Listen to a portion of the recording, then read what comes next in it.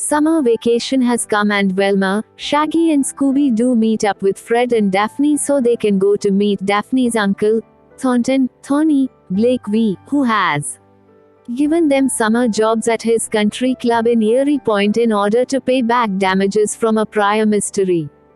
The night of the club's opening party, a huge frog-like monster suddenly appears and wreaks havoc.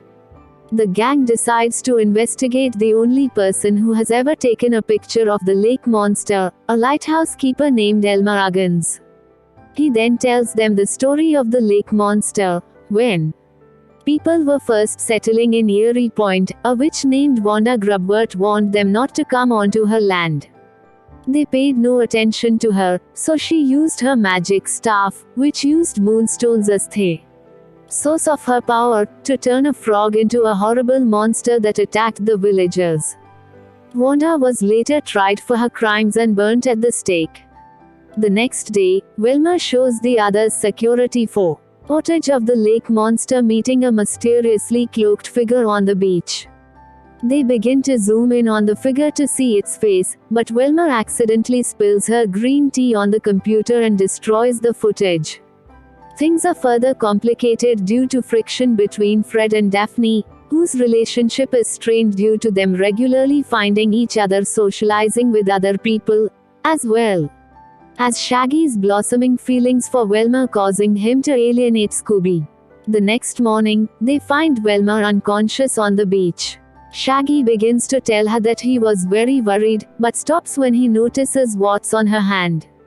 Velma looks surprised, but guiltily assures them that it is nothing.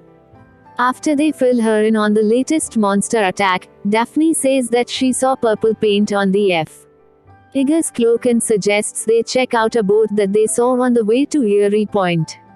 Shaggy asks Velma out on a date, and things go well until he lights a match to light some candles. Velma flings herself back in terror, though she is unsure why.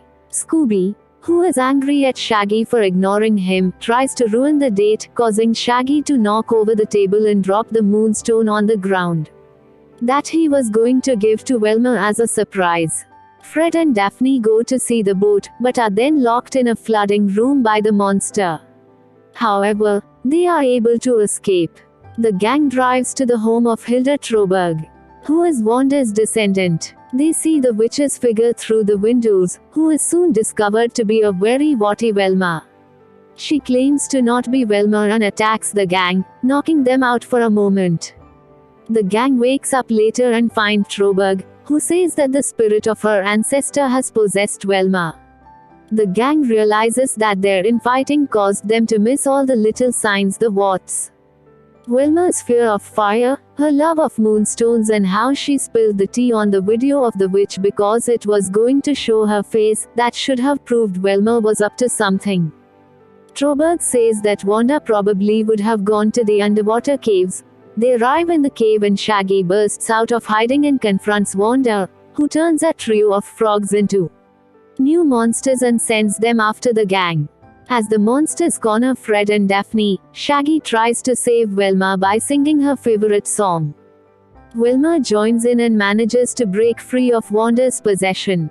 Wanda tries to reclaim her staff, but Scooby arrives just in time and smashes it, destroying Wanda and turning the monsters back into their original forms.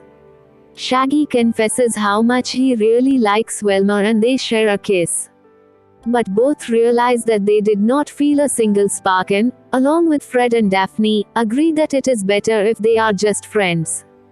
Thornton thanks the gang for saving his county club and promises to hook them up with a lawyer so they can avoid any future legal problems, prompting Daphne to name their group Mystery Inc.